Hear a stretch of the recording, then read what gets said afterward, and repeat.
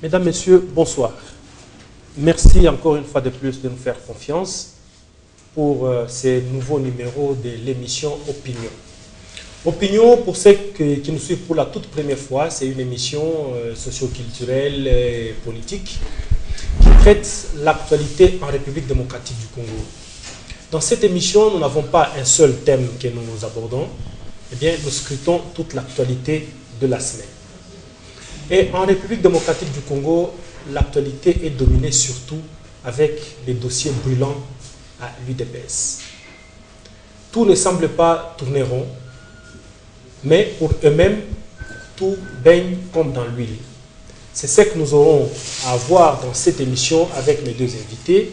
Et nous parlerons aussi de l'actualité qui brûle pratiquement toutes les lèvres plutôt en République démocratique du Congo. C'est le changement ou la révision constitutionnelle, avec les suffrages indirects ou directs, avec tout ce qui va avec. Ce sont là les deux grands thèmes que nous aurons à aborder au cours de cette émission Opinion. Pour ce faire, aujourd'hui, j'ai reçu deux personnes. N'ayez pas peur, on n'a pas changé la philosophie de cette émission. Ça ne sera pas un débat contradictoire puisque vous voyez deux personnes devant moi. Ce sont deux personnes d'une même tendance. Ils vont seulement se compléter par rapport à nos préoccupations, par rapport à vos préoccupations. Faites-nous des remarques, faites-nous des suggestions au numéro qui est en bas de votre écran. Eh bien, on verra comment nous pouvons les transmettre à mes deux invités. Ainsi donc, je m'en vais vous présenter les deux invités qui seront avec moi. Il y a un autre qui lui a refusé de passer, c'est Maître Mulunda.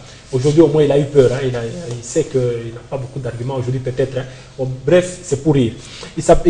Mes deux invités se nomment le premier, Bruno Chibangu. Il est vice-président fédéral de l'UDPS au Katanga. Monsieur Bruno Chibangu, bonjour. Bonsoir. Bonjour. Vous allez bien? Je suis tranquille. Et ça fait longtemps que vous êtes passé sur les antennes de la Wantachi. Je suis très content de m'avoir invité aujourd'hui. Je prends toujours envie de vous rencontrer. Merci beaucoup. Le deuxième invité, lui, il s'appelle Pius Madiombo. Du moins, sa fonction est un peu longue. Il est secrétaire fédéral en charge des ligues et structures d'appui du parti. Bonsoir, monsieur. Bonsoir. Expliquez-nous un peu, qu'est-ce que vous faites comme tâche là? Parce que je vois secrétaire fédéral en charge des ligues, structures d'appui, c'est-à-dire quoi? Oui, donc dans la composition de l'UDPS, il y a d'abord les structures formelles et il y a aussi des structures informelles, c'est-à-dire les structures informelles, ce sont les structures d'appui. Donc, dans les structures informelles, il y a les associations qui sont indépendantes par rapport au parti, mais qui du moins marchent dans la philosophie du parti. Alors nous les acceptons, nous les organisons en tant que structures informelles. Et aussi les ligues, donc les ligues sont statutaires. Il y a la Ligue des femmes, la Ligue des jeunes, et tout ça. Alors c'est ça, donc c'est de ça que je m'occupe dans mon département, qui est le département en charge des ligues et structures. Et c'est qui le président actuel de l'UDPS au Katanga? Le président fédéral ou secrétaire fédéral, je ne sais pas comment vous organisez. Le président fédéral, c'est M. Jean Kitoulé Lumbwe. Jean Kitoulé Lumbwe. Voilà. On l'entend presque pas. Justement, mais c'est quelqu'un qui travaille dans l'ombre, mais il est présent, c'est lui le secrétaire fédéral. Il est appuyé par un président composé de 4 vice-présidents, dont le vice-président Bruno Chibangu aussi présent. Donc c'est comme ça que la composition donc, du comité fédéral se présente. M. Chibangu, l'UDPS existe encore?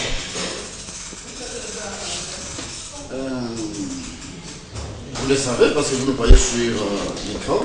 Justement, c'est pour ça que je vous ai invité pour savoir si l'UDPS existe sur encore. l'écran et vous constaterez que je suis vice-président et à mon côté il y a un secrétaire fédéral.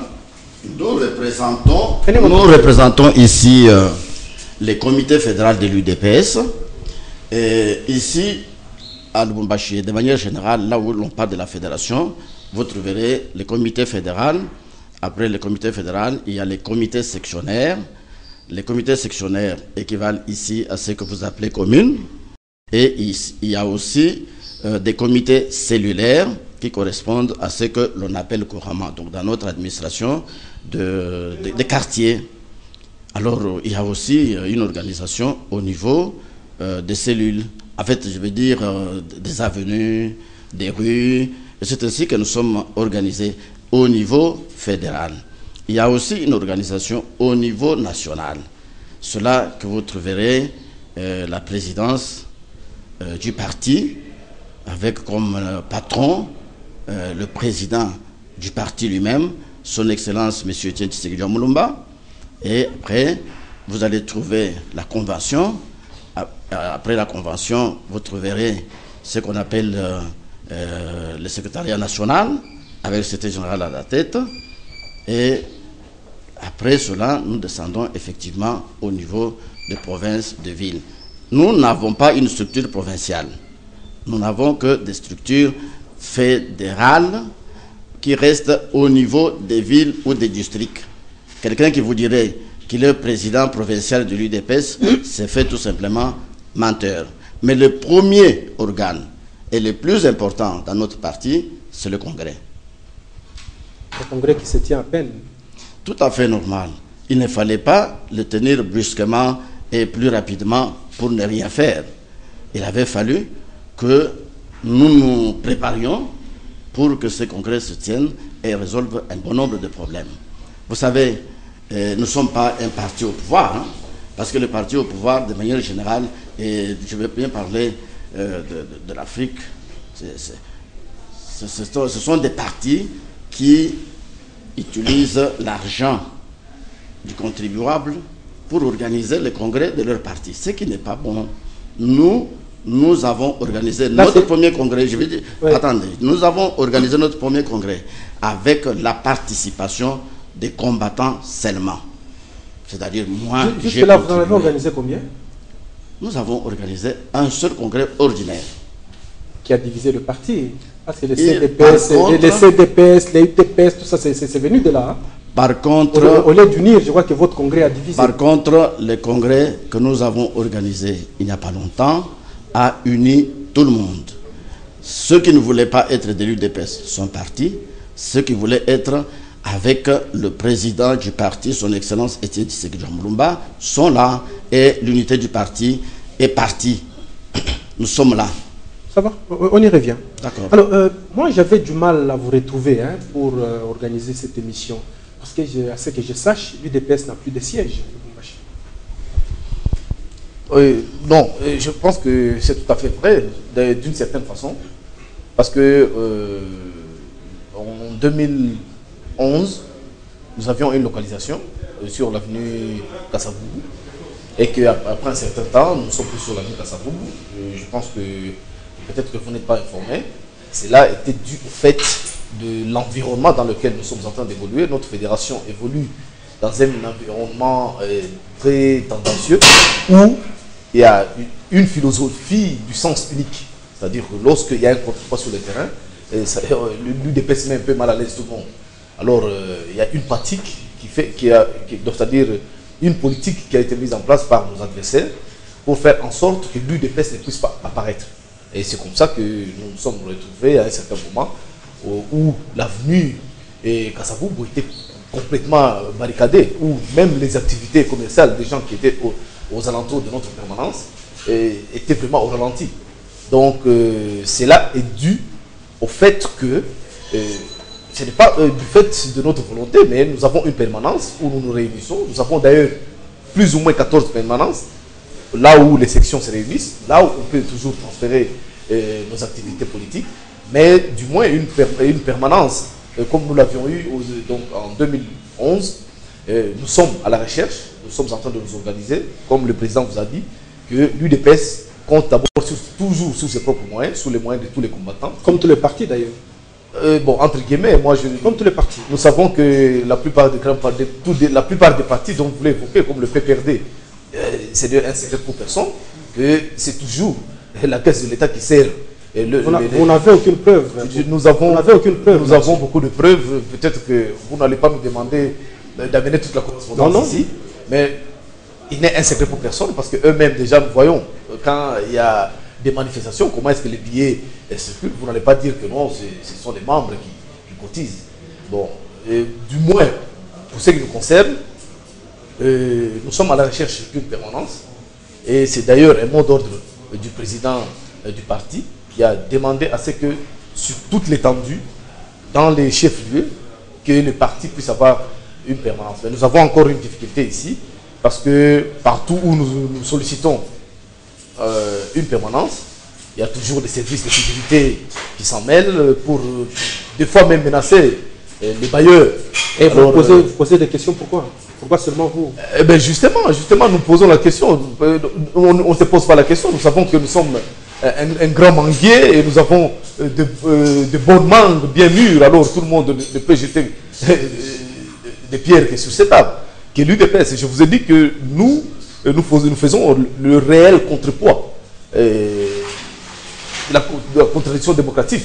C'est-à-dire que lorsqu'il y a une action politique abusive, l'UDPS a toujours été là pour dénoncer, pour faire le contrepoids, et les autres, ils ont peur pour cela, et ils sont obligés de faire ce qu'ils font. Mais on ne relâche pas, nous sommes en train de nous battre. Bientôt, vous allez voir que nous serons au centre-ville, même s'il faut louer la poste, nous allons faire.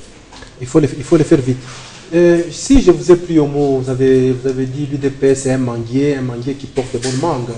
Mais c'est... J'ai voulu d'abord le compléter avant d'entrer... Compléter par rapport à la permanence, je crois qu'il il n'y a rien à dire. Non, je voudrais aussi... Accrochez le micro alors. Parce qu'ici, prenez le micro. nous sommes obligés de vous éclairer. Nous sommes obligés de vous éclairer.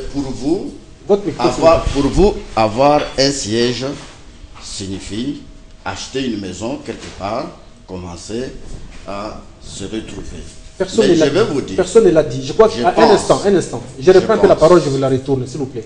J'ai posé seulement la question parce que pour vous trouver, j'ai eu du mal à vous avoir comme je ne connais pas votre permanence. C'est comme ça que je suis passé par Maître Moulunda pour vous avoir. C'était juste pour dire que non, je ne connais pas votre nouvelle permanence. Point. Je n'ai pas dit que pour avoir une permanence, je crois que ma question était claire là-dessus. C'était juste ça. Si c'est dans ce cadre-là, je peux simplement dire ceci. Nous avons une permanence et aujourd'hui, samedi par exemple, si vous voulez nous avoir, vous venez au 1034 avenue Boulaya, au quartier Salama, commune de Lubumbashi. Vous nous trouverez à chaque fois que vous voulez déposer une note ou faire n'importe quoi pour les partis, passez par là, vous nous trouverez sans problème. Le reste, il vous a expliqué et ça reste évident. D'ailleurs, il a bien dit, l'UDPS c'est un manguier qui porte des bonnes mangues. Bon, dernièrement, du moins pas plus longtemps qu'il y a une semaine, il y a un mouvement qui est en train de naître au sein de l'UDPS avec l'organisation que vous-même, ou du moins les dissidents, donc les membres de l'UDPS ont dénommé Sauvons l'UDPS. Et pourquoi ces petits courants? Parce qu'il y a crise à l'UDPS? Sauvons l'UDPS renvoie à ce qu'il y ait un peu de turbulence au niveau de ce parti. C'est ça un peu l'idée de sauver l'UDPS. Mais vous devez savoir ceci. Il vous a dit que c'est un arbre, c'est un grand arbre qui porte de bons fruits, des fruits succulents. Et chacun voudrait s'accrocher à ce fruit, en prendre quelque chose. Mais, qu'est-ce que cela veut dire ça? Vous savez que dans notre parti, pour éviter que le parti soit véritablement un très très grand, il y a le pouvoir en place, qui a infiltré nos rangs. Il y a les gens de l'ANER qui sont avec nous, il y a les gens du PPRD qui sont avec nous. Il y a, s'il vous plaît, quand ils viennent, ils ne viennent pas avec leur étiquette de l'ANER, mais ce n'est que par après que nous les découvrons, et chaque fois que nous les découvrons, nous les mettons toujours hors d'état de nuire. Et même certains partis politiques, qui sont partis politiques comme nous, mais proches du parti au pouvoir, ils viennent, ils cherchent à créer des problèmes. Si nous lançons le mot « Sauvons l'UDPS », c'est juste pour inviter les combattants à la vigilance entre nous. Très bien. Voilà. Alors là c'est là que je ne comprends pas. Parce que ceux qui ont lancé ces mots Sauvons l'UDPS, c'est le camp de Rigini, et ça vous le savez. Et le camp de Rigini est en dissension avec l'IMT. Vous m'étonnez quand vous dites sur le camp de Rigini. Ici, il n'y a plus de camp depuis la fin du premier congrès. Il n'y a plus de camp. Ici, chez nous, nous sommes au sein de l'UDPS, dirigé par son Excellence Etienne Tshisekedi Ouamulumba, qui symbolise l'unité même de notre parti. Alors, au moment où nous parlons, vous parlez du camp de Rukini. Le camp de Rukini a son parti, si vous ne le savez pas. Voilà. Vous connaissez maintenant ce parti. Ne créons pas la confusion ici devant, s'il vous plaît. Oui. Ne créons pas la confusion devant notre peuple qui nous observe. Ici, si vous voulez appeler les gens de Rukini, ils sont là, ils sont sur la ville. Vous les invitez, vous parlez d'eux. Ici, nous sommes UDPS. Parce que ce sont eux qui ont lancé, ce UDPS. Ils ont estimé que tous les cadres sont en train de partir et UDPS est en train de se dépouiller. Il faut tout faire pour sauver l'UDPS. Ce n'est pas vrai. Moi qui suis devant vous, déjà à partir de 1994-95, j'ai lancé, 2003, juste quand on a lancé Sauvons le Congo à Kinshasa, avec celui qui est en prison éternellement, le prophète, le pasteur. Ici déjà, on avait lancé les mots d'ordre « Sauvons l'UDPS ». C'était contre le gens qui venaient au sein de l'UDPS avec un peu d'argent, comme vous le savez très bien, pour affaiblir ce parti. Et nous étions déjà au courant de cela. Et juste pour inviter les combattants à la vigilance, j'insiste, nous avons lancé ces mots. Nous sommes allés à la base, nous avons expliqué ce qui se passe et nous avons demandé à nos membres de faire attention parce que l'UDPS est fortement infiltré. Et ça, ce n'est même pas parti de Kinshasa, c'est parti de nous-mêmes et avec votre serviteur. Et il y a des documents à ce sujet-là. Monsieur le vice-président, mais finalement à l'UDPS, tout le monde est infiltré. Bon, c'est tout à fait normal. Vous savez, si nous parlons en termes d'un très grand parti politique, d'un parti qui d'ailleurs a conquis le pouvoir dernièrement, et vous le savez très bien, et qui se trouve aujourd'hui lésé.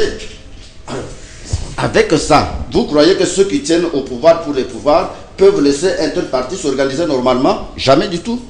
Leur problème, le problème de ceux qui tiennent au pouvoir pour le pouvoir, c'est de déstabiliser ces grands partis politiques, ces Baoba, ce parti du peuple, pour qu'ils puissent commencer à exécuter leurs sales besoins sur le peuple. C'est ce que nous ne voulons pas. Et c'est ainsi que nous continuerons toujours à veiller à ce que la stabilité de l'UDPS soit des cœurs. Oui, la stabilité de l'UDPS soit des cœurs, mais avec ce qui se passe entre maman Marthe Kassalou et Albert Mouleka, cela n'est pas de bon augure pour l'unité du parti. Mais c'est triste, monsieur Karl, c'est triste quand vous parlez de maman Marthe. Maman Marthe est l'épouse du chef du parti. Elle n'a aucune fonction officielle au sein de ce parti. Et à ce titre, elle ne peut pas engager le parti. Si vous m'aviez parlé de Mouleka avec le chef du parti, parce que Mouleka, s'il vous plaît, Mouleka reste ou fut le directeur de cabinet du chef du parti. Et s'il n'a pas rempli convenablement sa mission, qu'est-ce que le chef de parti va faire? Est-ce qu'il va continuer à le garder? Mais malheureusement, c'est pas lui qui l'a chassé. Et c'est sa femme, celle que vous dites, elle ne remplit aucune fonction dans le parti. Tu nous as appelé pour que nous puissions te donner l'information. L'information. L'information que vous avez doit être corrigée. Ça doit être corrigé. Il ne faut pas cette fois-là arriver à conclure que toutes les décisions qui sont prises au niveau de ces cabinets-là, pas même au niveau du parti, au niveau de ces cabinets-là, c'est Maman Marthe. Ne citons pas ces noms de manière tout à fait aléatoire. Non, nous ne devons pas éviter, monsieur Chipango. Attendons d'abord. Entendons-nous. Nous ne devons pas éviter certaines questions. Ne cherchez pas à nous intimider pour dire ne citez pas, ne citez pas. Elle fait l'actualité, nous devons en parler. Vous êtes d'accord avec moi aujourd'hui, attendez d'abord. Vous êtes d'accord avec moi que ça brûle entre Albert Mouleka et Maman Marthe? Ça, vous le savez. Vous le savez aussi avec moi que ça brûle entre Madame Marthe Kassalou et Honoré Diemou. Vous le savez. Maman Marthe a même chassé qui est Albert Moleka dans son, à son domicile. Et ça, tout le monde le sait. Et tout le monde le regrette. Et si vous voulez qu'on vous en donne des preuves, eh bien, dans cette émission, on peut. Mais reconnaissons, puisque vous êtes, on doit éclairer l'opinion. Dites-nous, qu'est-ce qui s'est passé réellement entre Moleka et Maman Marthe, entre Honoré Diemo et Maman Marthe. Comme ça, vous éclairez l'opinion. Entre Moleka, moi je ne parlerai pas d'entre Moleka et Maman Marthe. Je vais d'abord vous dire quelque chose en termes de mise au point. Quand on est responsable, tel que vous êtes là, si vous étiez un homme politique assez important, je m'excuse, assez important, il faut seulement savoir que si vous avez une épouse, cette épouse-là ne sera toujours pas étrangère à la politique que vous menez, de manière tout à fait cachée, ne fût-ce que dans sa chambre. Mais pour agir, il faut passer par le président. Non, maintenant pour agir, c'est vous qui allez agir. Ce ne sera plus cette maman qui va agir de manière ouverte. Cela étant dit, nous revenons au problème. Et le président du parti, s'il est arrivé à prendre la dernière décision, c'est pas lui qui a pris la décision. S'il vous plaît. D'abord, est-ce que vous avez déjà lu cette décision-là? Oui. Et elle est signée? C'est ça l'entorse. Non, elle est signée. Et c'est ça l'entorse parce que la décision n'est pas signée. Non, alors maintenant, c'est-à-dire que la décision n'est pas encore prise officiellement. Parce que si elle n'est pas signée, il ne faut pas dire que c'est Maman Marthe. Si elle était signée, il fallait maintenant qu'on sache si c'était Maman Marthe ou le chef du parti lui-même. À ce niveau-là, car nous devons nous entendre très bien. Et ici, ce que moi je peux vous dire, est que celui qui a été trahi par M. Moleka, c'est le chef du parti, ce n'est pas l'épouse du chef du parti. Le chef du parti a envoyé son directeur de cabinet dans une mission que vous connaissez très bien aux États-Unis. Quand il est arrivé là-bas, au lieu de remplir honnêtement, avec intégrité, la mission pour laquelle il a été envoyé, alors il s'est adonné à d'autres interventions. Donc il s'est donné une mission. Monsieur Chibango, et nous avons, s'il vous plaît, ne parlez pas trop. Vous avez dit, nous venons ici pour éclairer l'opinion. Je suis en train de... Attendez, vous dites, Moleka, on l'a envoyé aux États-Unis, tout ça nous savons. Ok? Il s'est adonné à autre chose. Okay. Dites-nous, quelle est la mission pour laquelle on l'a envoyé et lui, qu'est-ce qu'il a dit? Parce que nous, vous savez qu'il y a eu, vous savez, aux États-Unis, vous devez savoir ce qu'il était très fort. Il y a une organisation internationale organisée, je crois, par an, par les États-Unis, le gouvernement américain, les congrès. Voilà. Alors, et à cette rencontre-là, il y a des grandes personnalités de tous les domaines. Et Etienne Tshisekedi a été choisi parmi les grands hommes politiques, les grands démocrates africains. Et il a été invité. Mais pour lui, il a trouvé que ça ne servait à rien d'y aller. Pourquoi? Parce qu'il a une autre vision des choses. Il a trouvé que là, s'il y allait, il ne pouvait pas, on ne pouvait pas trouver solution au problème qui l'accable à ce jour. Et vous savez quel est ce problème-là. Mais il s'est dit, ça ne sert à rien, vu l'importance de cette histoire, je vais envoyer tel mon directeur de cabinet. Quand vous y allez, vous assistez comme tout le monde. C'est tout. Maintenant, quand on vous donne cette mission-là, assistez et revenez. Parce qu'il y avait une mission importante, un mot important à dire. C'est juste lui-même qui devrait y aller. Mais parce qu'il a trouvé que ce n'était pas assez important pour lui, il a envoyé son DIRCAV. Le DIRCAV arrive. Il a parlé un peu en aparté avec certaines personnes. Mais il a parlé du président du parti au passé. Il a parlé de son chef au passé. Il a conjugué au passé. Vous voyez? Ce n'est pas normal. Ce n'est pas normal. Et avec ça, on ne pouvait pas continuer à les tolérer. Ça, c'est de un. De deux. Moi, je suis avec vous, Carl. Vous avez un mot de tête. Maintenant, moi, je suis votre DIRCAV. Je dis, DIRCAV, vraiment, j'ai un mot de tête. Je voudrais aller à la polyclinique de Moscou pour me faire soigner. Je sors. Votre micro, s'il vous plaît. Je sors. Je vais maintenant vers la polyclinique Don Bosco pour me faire soigner.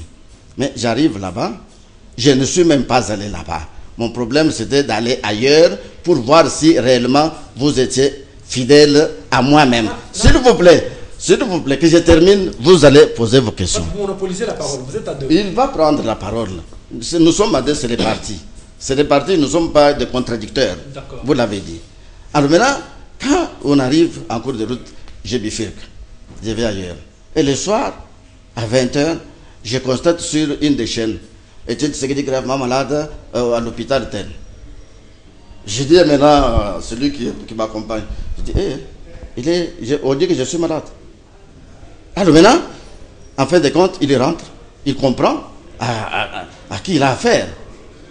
Avec un tel homme, comment voulez-vous qu'il puisse être dans le sillage du chef? Ok. Mouleka a bien répondu. Je crois que on n'a pas le temps, on peut bien suivre ça. Mouleka a répondu aux accusations de Maman Marthe. Qu'il est allé aux États-Unis, il a conjugué Tshisekedi au passé. Ça, c'est ce qu'on lui a dit.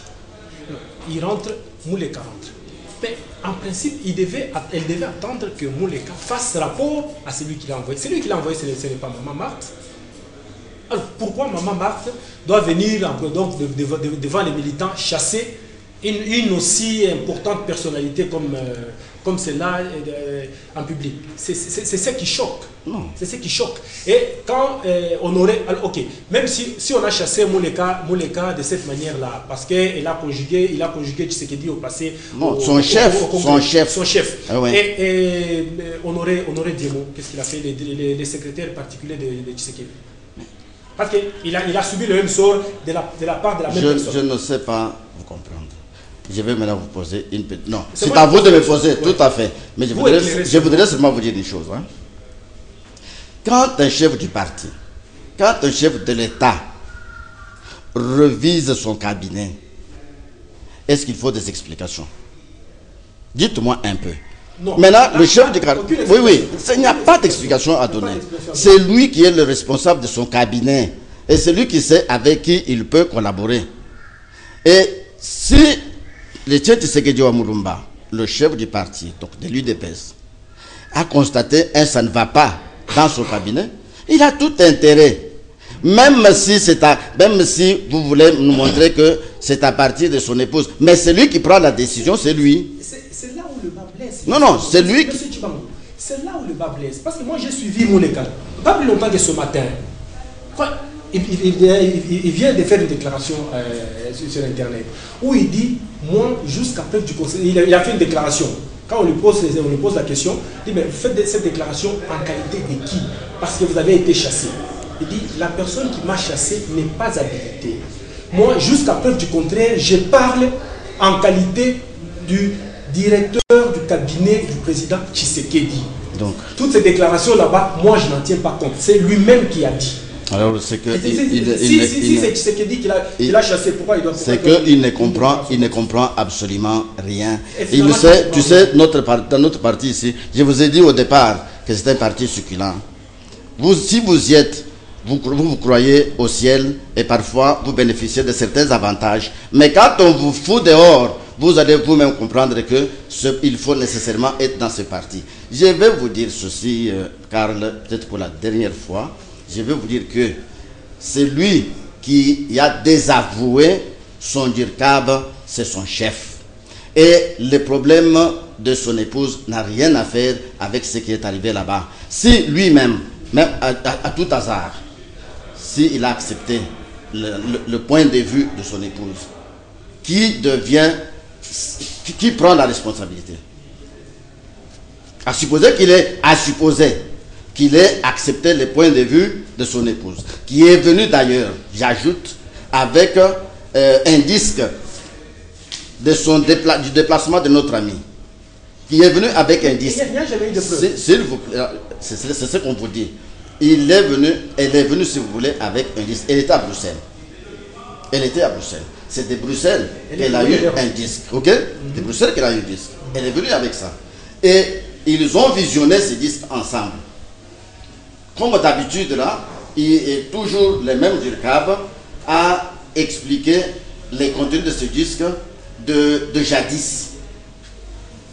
Donc toujours au passé. Non, ce n'est pas quand je suis parti, cela a eu lieu à telle époque. Non. Laissons ça, ce que je vous donne comme information, c'est une information fiable. Et au niveau de responsabilité, ça c'est très important partout au monde.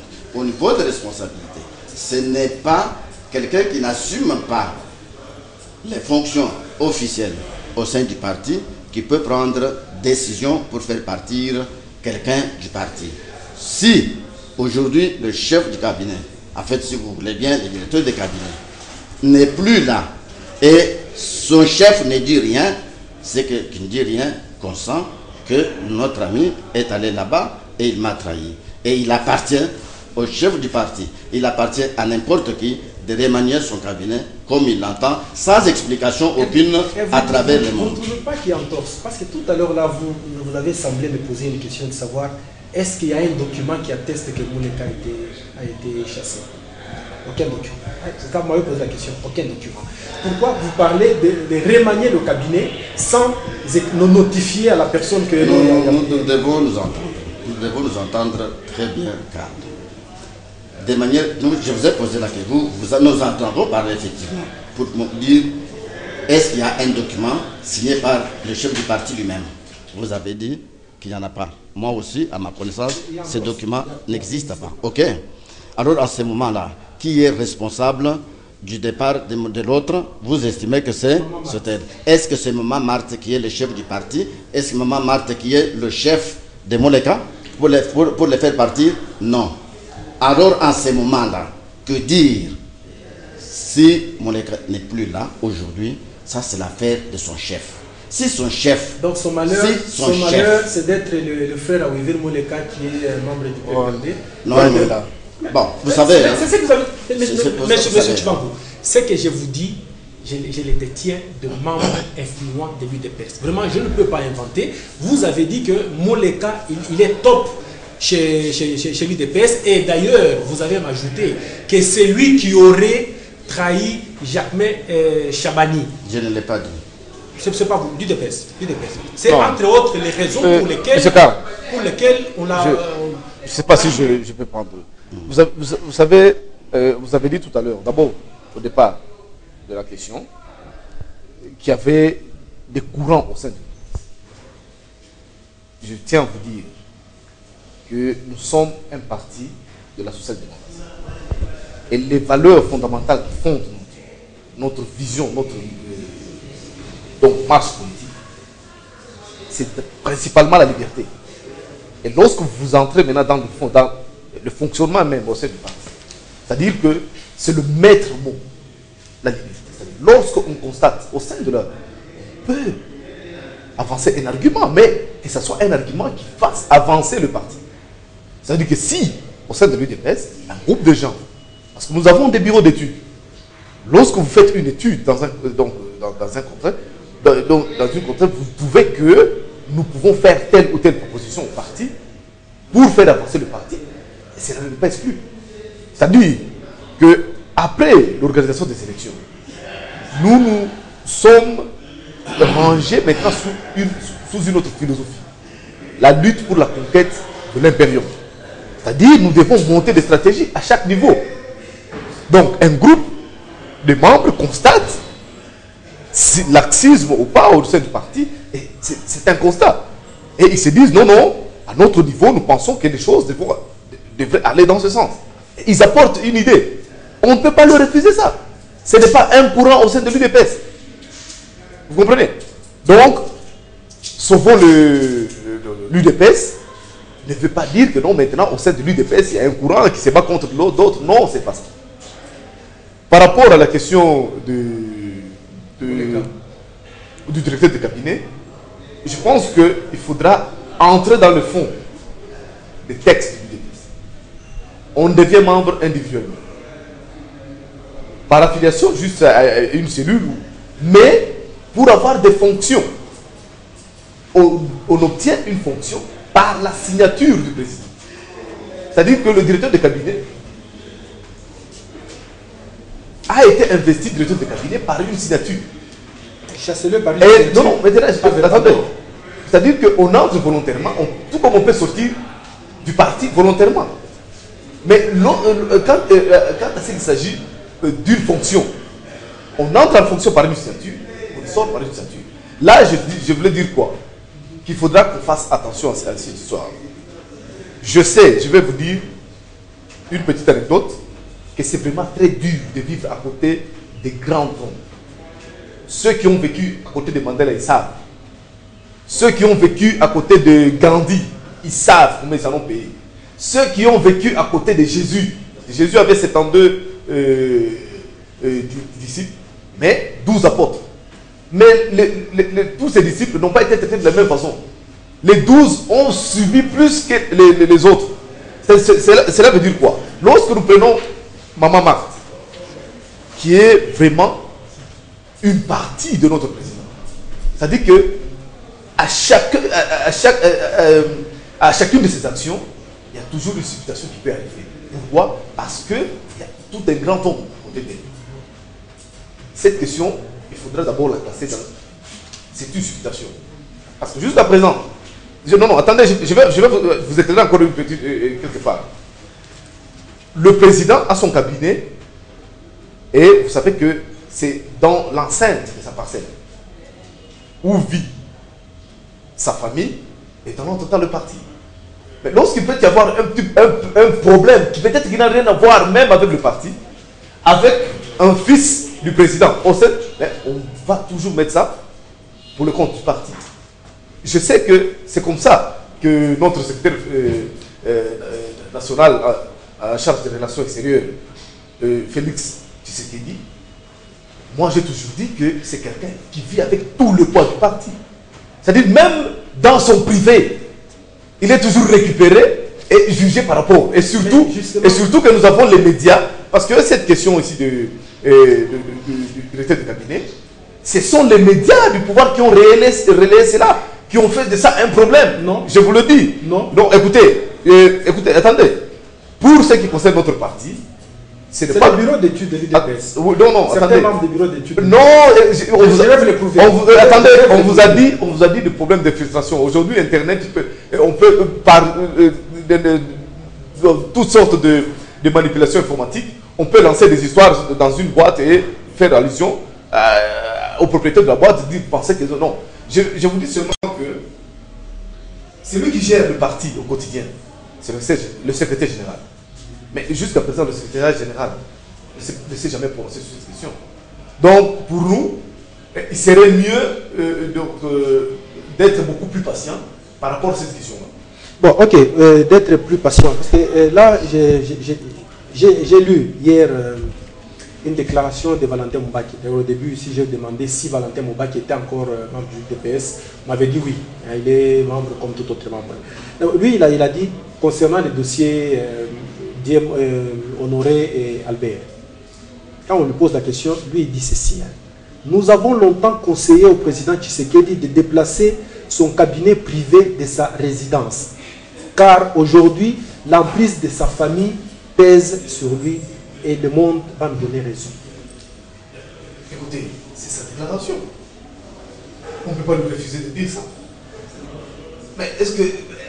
C'est par rapport à cette... Mais écoutez, le conseiller monétaire, il est d'abord conseiller. Mais s'il vient et s'exprime comme ça sur la porte publique, moi d'abord, je peux même douter de l'authenticité de cette déclaration. Il doute de tout. Oui, parce que parce que vous trouvez des infiltrés partout. Non, on ne trouve pas des infiltrés partout. Mouleka, c'est un infiltré, vous l'avez dit. Non, on a jamais dit ça. On a dit. On a dit qu'on a trouvé Mouleka suspect depuis les élections de 2011. Parce que chaque mois, il vient avec des... Monsieur Carr, je ne soupçonne pas, mais je vous dis seulement que si cette déclaration est réelle, c'est que c'est quelqu'un qui n'est plus à l'UDPS, qui doit être quelque part. C'est un infiltré. Non, c'est-à-dire qui crée. Chez nous, il n'y a pas de ce genre de problème. Nous n'avons jamais dit que le directeur de cabinet était une taupe, non. Parce que je vous ai dit, s'il y a un problème de statut. Non, qui l'a dit?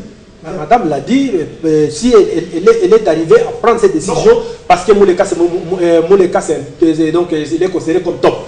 C'est à cause de lui que Moubaki aujourd'hui n'est plus DPS. Vous êtes un professionnel du média. Oui. Je pense qu'il serait mieux de vous fier à ce genre de déclarations. Parce que. Mais pourquoi? Non, je vais vous dire. Moi, j'ai eu un peu de temps. J'ai eu à passer un peu de temps du président dans sa résidence. Et j'ai passé des petits bouts de temps avec la maman Marthe, dans sa décence, dans sa quiétude, dans son calme légendaire qu'elle a. Je ne pense pas vraiment que ces genres de propos lui soient réellement donnés. Mais peut-être que si elle pouvait le reprocher, je sais qu'elle peut le faire de la plus belle manière. Mais je sais qu'il ne faudra pas qu'on aille dans le reportage. Je vous dis que réellement, nous sommes sérieusement combattus. Et le président vous a dit que s'il y a des taupes, mais les taupes, on la fabrique tout le temps, surtout du côté du pouvoir, qu'on lance vers l'UDPS. On peut les dénicher à notre niveau et on sait comment les gérer. D'accord, je crois que vous allez gérer. On passe à un autre sujet. Je ne pense pas qu'il faille vraiment nous en tenir à ça. D'accord, on comprend. Les politiciens, c'est comme ça. Si c'est quelque chose qui va dans votre intérêt, là, c'est bon. Si c'est là, il y a des tops. On passe à un autre sujet. S'il vous plaît, je glisse un mot. Oui. M. Valentin Mbaké reste le conseiller politique du chef du parti Étienne Tshisekedi. Là, on ne me dise pas qu'il est membre comme tous les autres. Il est conseiller politique. Votre micro, s'il vous plaît. Ok. Votre micro. Il reste conseiller politique de Tshisekedi. Et moi, qui suis avec vous, j'étais à Kinshasa, je suis resté pendant plus ou moins 9 mois et j'ai fréquenté la résidence du président du parti. La résidence ou le directoire? Si vous voulez bien, c'est là, dans sa résidence-là, c'est là que se trouve son cabinet. Oui. C'est là que se trouve son cabinet. Je vous dis sincèrement que c'est séparé, totalement séparé. La résidence est d'un côté, son cabinet est de l'autre. Vous ne verrez pas. Mais c'est dans la même parcelle. S'il vous plaît, s'il vous plaît. Mais c'est dans la même parcelle. S'il vous plaît, s'il vous plaît, s'il vous plaît. Je vous explique, même si je vous dis que même si c'est dans une même parcelle, mais la discipline qui est là est que s'il est à son cabinet, il ne peut pas résoudre les problèmes de sa famille. Jusqu'au moment où il va terminer son travail à cette époque-là, de 9h à 18h ou 20h, sans interruption. Alors, la déclaration du conseiller politique, c'est une déclaration qui risque de m'amener à penser qu'il voit les choses autrement que le parti. Voilà. Tant mieux, parce que de toutes les façons, c'est une déclaration officielle et nous en avons. Si vous voulez, on peut... mais officiel, il une déclaration officielle doit être signée par le parti. Pardon? Avec une déclaration officielle doit être signée par les partis. Et tout comme l'exclusion des membres influents doit être signée par les partis. Et ça n'a pas été fait. Donc, d'un côté ou de l'autre, il y a un torse. Tant mieux. Savez, hein? Passons au deuxième sujet. Le deuxième sujet, c'est... Je ne sais pas comment vous allez appeler ça, rumeur ou fondement. Et qu'est-ce qui se passe avec la rencontre Maman Marthe et qui est Mogalou? Vous en avez entendu parler. Nous voulons avoir un peu des éclaircissements chez vous. Bon, je ne sais pas. Vous savez, le président, depuis un certain temps, il est beaucoup plus fréquenté. Pas seulement par l'entourage de l'actuel pouvoir, mais aussi par les diplomates. Si réellement, parce que vous parlez du pasteur Théodore Mogalou, mais il n'y a pas très longtemps, nous l'avons vu partir officiellement comme ça. C'était au mois d'octobre, oui. Au mois d'octobre. Oui. Mais si encore une fois, il a une démarche à faire auprès du président, je pense que nous le serons tous au grand jour. Donc, encore une fois, je pense qu'il serait mieux, comme c'est encore au niveau des supputations, comme vous l'avez dit vous-même, de garder un peu de calme. Et donc, le président est ouvert à tout le monde, surtout lorsqu'il s'agit de discuter des questions qui tiennent vraiment à la vie de la nation congolaise. C'est un faux débat, d'après vous? Bon, écoutez, moi je dis encore une fois que c'est un faux débat, parce que vous prenez donc le problème du directeur de cabinet. Actuellement, c'est Maman Marthe qui doit aller rencontrer le pasteur, Théodore. Mais voyez tout ça mis dans le temps. Hein? Mettez tout ça dans le temps et vous allez voir que c'est une exploitation du pouvoir, tout ça. Donc, pourquoi vous accusez tous les pouvoirs? Non, écoutez, nous accusons le pouvoir parce qu'effectivement, c'est notre concurrent sur le terrain. Nous savons ces stratégies. Qui a dénoncé cela? C'est membre de l'UDPS. Mais écoutez, il n'y a personne qui a dénoncé. Vous dites vous-même, si vous avez pris, écoutez, une déclaration, par exemple au niveau de la fédération ici, s'il y a une déclaration officielle de l'UDPS, il y a des canaux pour le faire. Ce n'est pas seulement moi-même, par exemple. Moi, ce n'est pas tout qui passe par des canaux officiels. Un problème comme celui-là ne passera jamais par les canaux officiels. Justement, c'est pourquoi je vous dis, il a été voir le président, le pasteur, et nous l'avons su, nous tous, qu'il est allé voir le président. Mais s'il veut aujourd'hui encore rencontrer Maman Marthe, pourquoi en faire un problème? Pourquoi en faire un problème? Pourquoi en faire un problème? C'est l'objet de cette visite. Voilà, l'objet, effectivement, c'est pourquoi je vous dis que c'est une exploitation maléfique du pouvoir, parce que on veut supposer que Maman Marthe peut aller rencontrer le pasteur pour demander quoi? Le pouvoir. Parce que nous avons besoin de pouvoir. Vous ne savez pas qu'est-ce qu'il est allé chercher? Qu'est-ce qu'il est allé chercher? Mais je vous dis qu'elle n'est pas allé chercher le pasteur. Ok, un instant, M. Chibango, un instant. Suivons d'abord une petite déclaration ensemble et puis on va revenir sur le plateau et pour continuer. Selon les informations en notre possession, l'épouse d'Étienne Tshisekedi, Madame Marthe Kassalou Jibikilai, a rencontré dans le plus grand secret et à l'insu de son mari, M. Théodore Mougalou, le chef de la maison civile du président de la République Joseph Kabila. La rencontre se serait déroulée au début du mois de mars en cours. Pour en assurer une confidentialité totale, c'est la propre sœur de M. Étienne Tshisekedi, Eugénie Chika, qui aurait parrainé la rencontre en son domicile à Kinshasa Mongafula. Pour l'histoire, chers internautes, Madame Eugénie Chika, la sœur de M. Tshisekedi, est en contradiction avec ce dernier parce qu'en tant qu'élue de Kabeyaka Mwanga au Kasaï oriental, elle siège à l'Assemblée nationale alors que son frère Tshisekedi avait annulé les législatives de 2011 et avait également appelé tous les siens au boycott des institutions issues des élections du 28 novembre 2011. De son côté, sachant son mari physiquement incapable de continuer à diriger l'UDPS, Madame Marthe Kassalou Jibikilai a décidé d'emporter le flambeau elle-même.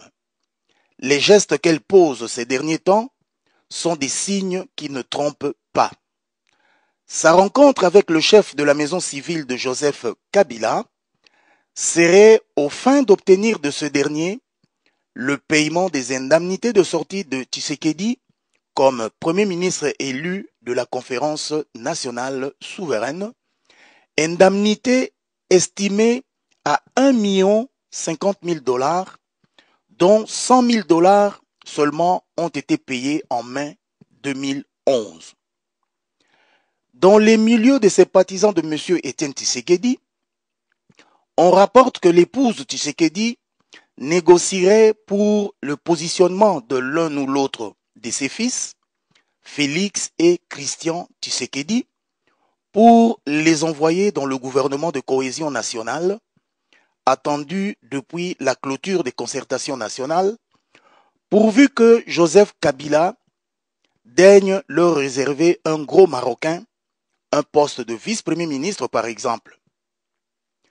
Ce virage de l'épouse Tshisekedi vers le pouvoir en place n'est pas, semble-t-il, du goût de certains inconditionnels de l'UDPS, dont M.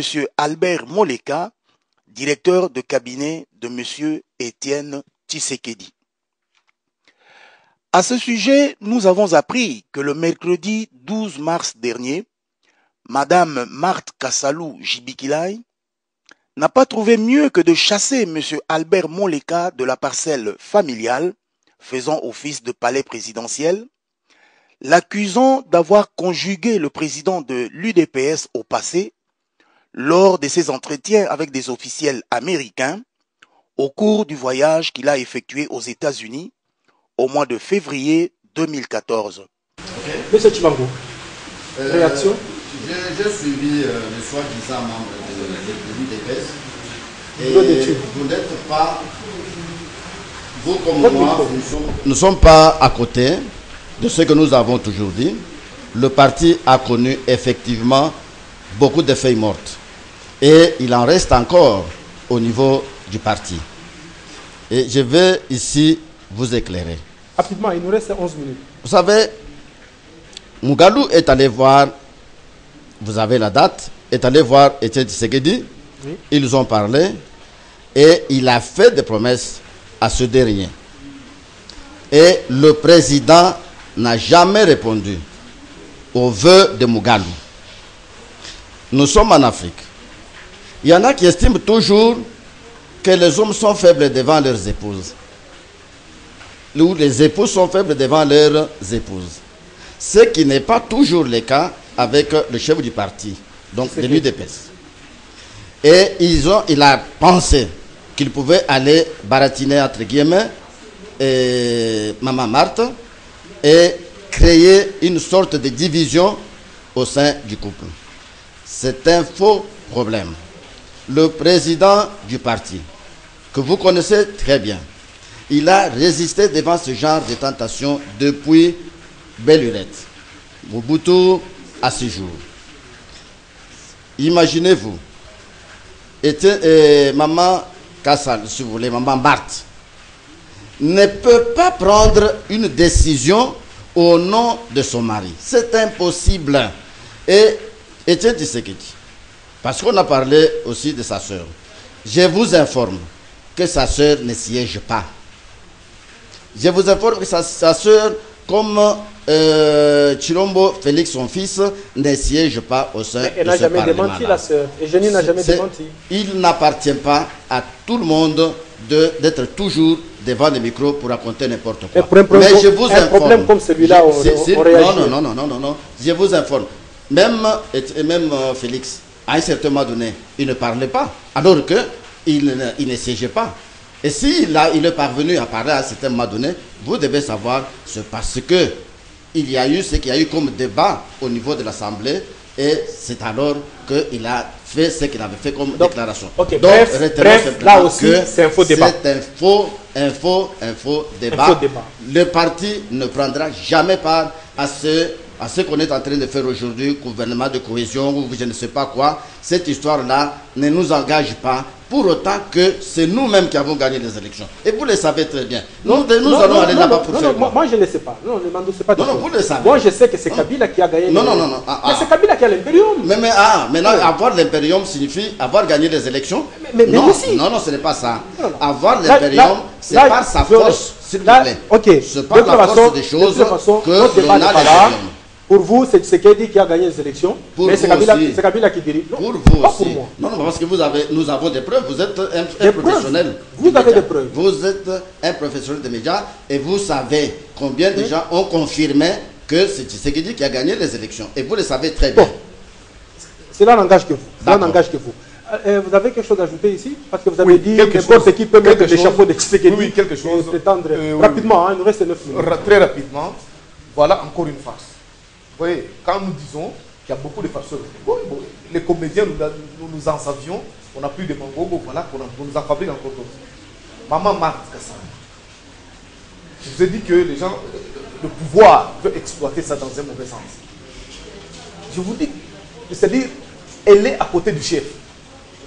Depuis combien d'années? La période mobusienne. Moi, je me pose la question. Qu'est-ce que Maman Marthe peut aller chercher chez le pasteur Mugalou, comme on l'a défini là-bas, les indemnités, alors que vous savez que du temps de Mobutu, il y avait des chèques en blanc qui circulaient. Mais le monde est dynamique. Le monde est dynamique, effectivement. Le monde est dynamique. Mais dans le dynamisme du monde, il y a toujours des gens qui bravent ce caractère dynamique du monde. Nous avons parlé des Mandela, nous avons parlé de tous ces grands hommes. Moi, j'ai toujours, Monsieur Carl, moi, j'ai toujours été pour une théorie du leadership exemplaire. C'est-à-dire que Tshisekedi, dans ce qu'il a fait, lui-même, il a été exemplaire par rapport à ça. S'il était cupide, je pense que le Congo ne serait même pas à ces élections. Parce que moi, j'ai toujours dit, il y a une fois que j'ai rencontré un grand expert qui est aujourd'hui au Benoît, je lui ai dit, écoutez, toutes ces œuvres dont vous êtes en train de vous vanter ici aujourd'hui, ce sont les œuvres de l'UDPS. Même les petites routes que vous avez ici, ce sont les œuvres de l'UDPS. Pourquoi? Parce que c'est à cause de la contradiction de l'UDPS, du poids de l'UDPS sur la contradiction politique et économique, que tout cela est réalisé. Parce qu'on s'est dit, mais si on ne fait rien, l'UDPS viendra nous prendre au mot et va nous mettre sur la rue. Alors, on est obligé de faire tout ça. Et tout ce que nous avons, attendez, tout ce que nous avons, ce n'est pas les MLC, les FCD? Pardon?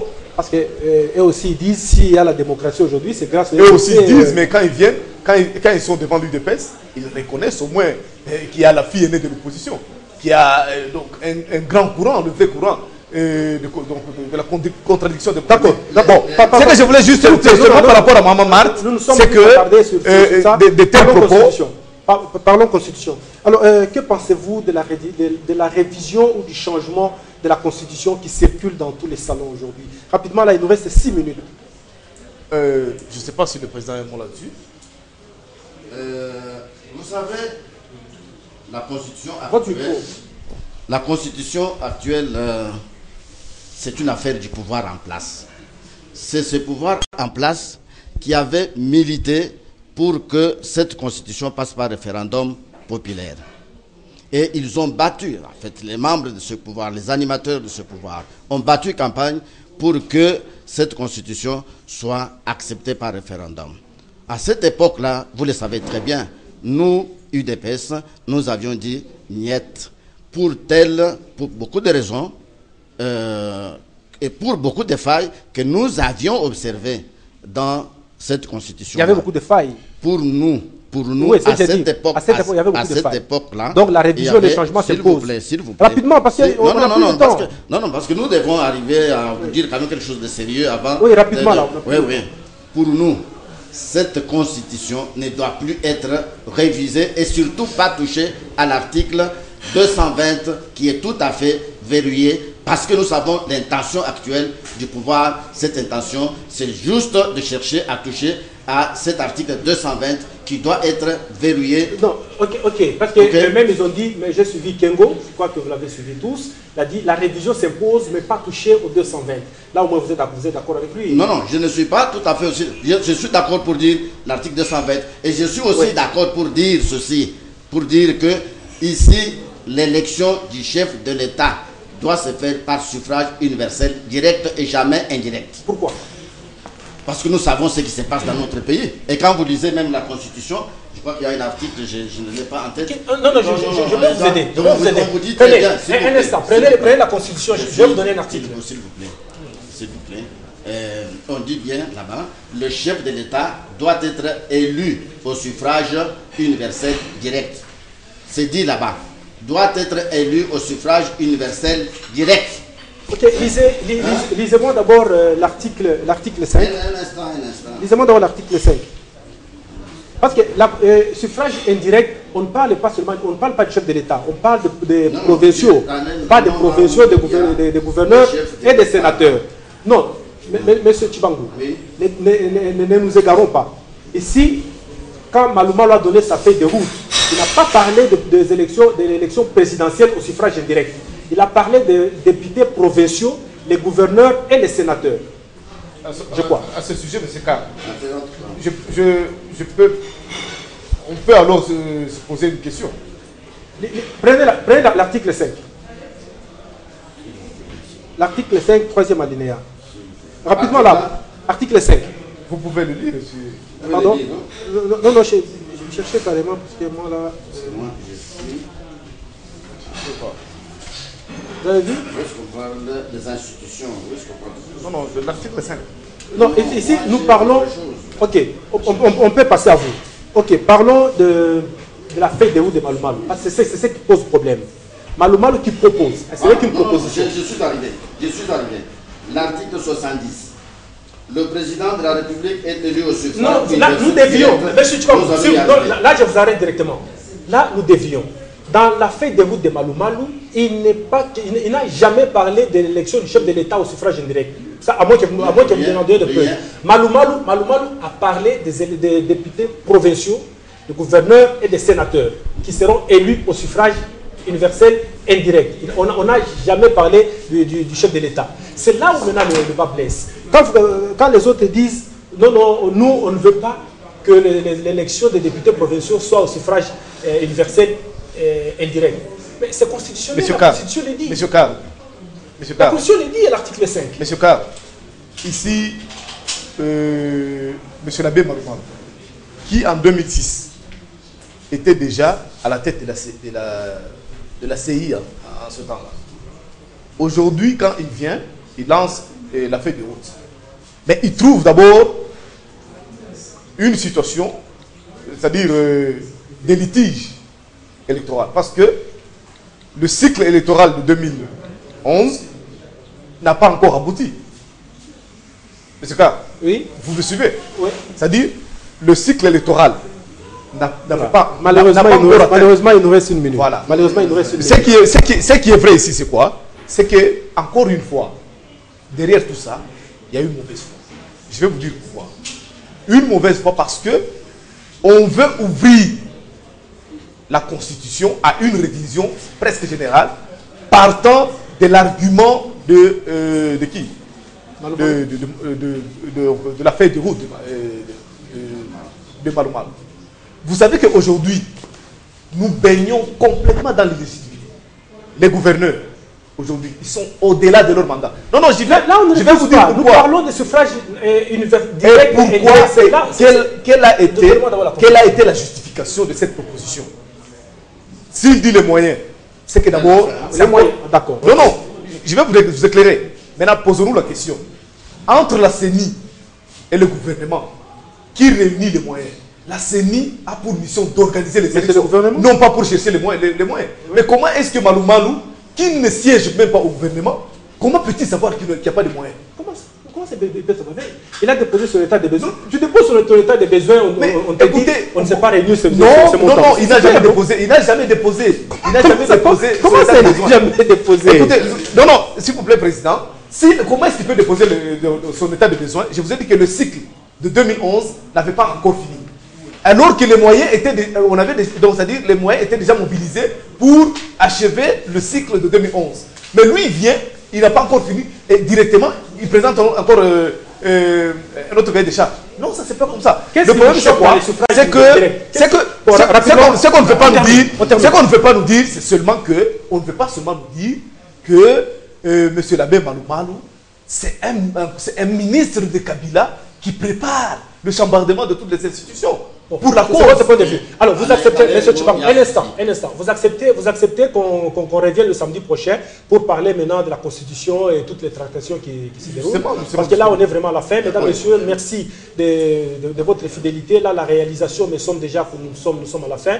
Je remercie mes deux invités. Je remercie Maître Mulunda, qui est pratiquement dans les FFO. C'est lui qui joue les rôles de souffleur aujourd'hui. Hein. Donc, le samedi prochain, il sera avec nous. Mesdames, messieurs, si cette émission vous a plu, dites merci à toute l'équipe de réalisation de la Wantachi. Merci au pasteur Colin qui nous a donné tous les moyens techniques. Ainsi donc, les prochains rendez-vous, ça sera le samedi prochain. Si vous avez pris au vol, cette émission sera rediffusée le mercredi à partir de 17h30. Et si vous êtes internaute, à partir de mardi, tapez seulement émission Wantachi, émission Opinion Wantachi Télévision sur Internet.